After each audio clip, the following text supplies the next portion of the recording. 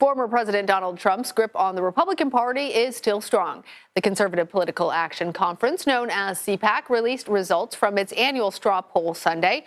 Former President Trump leads Florida Governor Ron DeSantis 59% to 28%, followed by former Secretary of State Mike Pompeo with just 2%.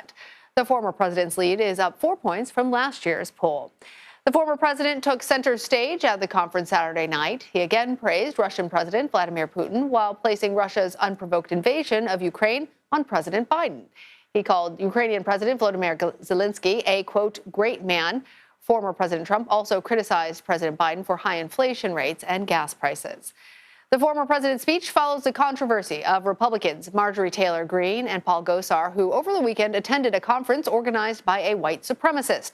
Wyoming Senator Liz Cheney tweeted a statement denouncing their appearance as well as GOP support for President Putin, saying, quote, all Americans should renounce this garbage and reject the Putin wing of the GOP now, end quote. Senator Mitt Romney called the representatives, quote, morons. For more, I want to bring in CBS News chief election and campaign correspondent Robert Costa, who is at CPAC in Orlando. Robert, great to see you. What are the takeaways?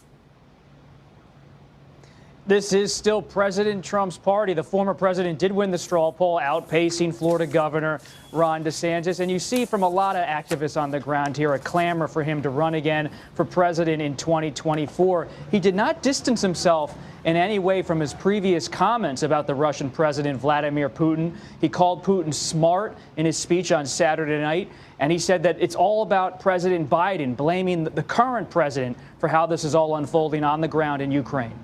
So let's talk about the future of the Republican Party, particularly when it comes to 2024. Many people are looking at that speech that former President Trump gave and saying that this is his clearest indication yet about his future plans. Let's play a little bit for our viewers. But they're going to find out the hard way starting on November 8th, and then again even more so on November 2024. They will find out like never before. We did it twice, and we'll do it again. We're going to be doing it again a third time. We did it twice. We'll do it again. References to winning the election, a false claim that he won the last election and that he intends, it sounds like, to run for a third time. The former president is also there with Florida Governor Ron DeSantis. They have been friends in the past, but it seems to be a little bit icier.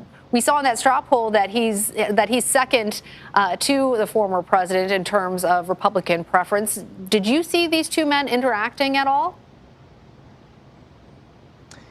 Governor DeSantis did not mention Trump in his speech on Thursday morning. That was notable. It doesn't reflect necessarily a political feud, but it does show a political rivalry.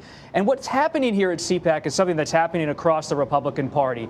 Many Republicans I spoke to here said they like President Trump. They want to see the former president run again, but they're also not echoing him at every turn about his grievances over losing the 2020 election. And they think he's going to run. But should he not run, you have not only Governor DeSantis, but Senator Josh Hawley of Missouri, Senator Ted Cruz of Texas, and so many other potential contenders. Secretary of State Mike Pompeo from the Trump administration, South Dakota Governor Kristi Noem. They're all coming here to introduce themselves to core Republican voters, conservative activists, and say, hey, we're here just in case these dynamics change for 2024. And Robert, President Biden's State of the Union address is on Tuesday. What can you tell us about the planned Republican response? You're going to have the current Iowa governor, Kim Reynolds, give the formal Republican response. But when it comes to politics and legislating, the Republican response is almost certainly going to be antagonism and opposition. And talking to my sources close to the Biden White House, they're worried about this because the president may try to get something going legislatively in the coming months before the midterms. But the message here at CPAC from speaker after speaker, Republican officials is we don't really want to work with President Biden at this point. They're casting him as weak, and they're really gunning toward those midterm elections in November, not focused necessarily on Capitol Hill or any kind of bipartisan legislating. Robert, before I let you go, I want to also talk about another big headline or a distraction, depending on what perspective you have that came out of the CPAC conference.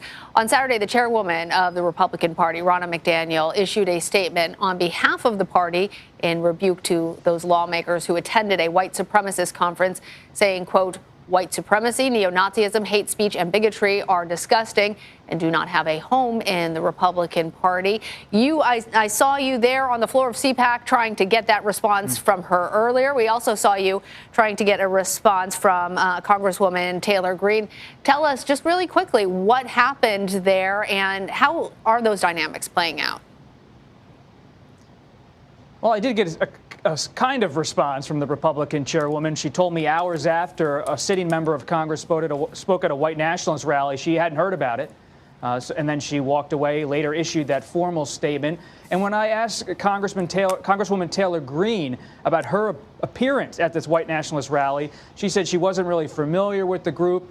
And I reminded her it's a white nationalist group, and they're very clear about their beliefs on their websites and in past appearances. We're going to watch that this week. Do more Republicans speak out about Congresswoman Marjorie Taylor Greene and that event?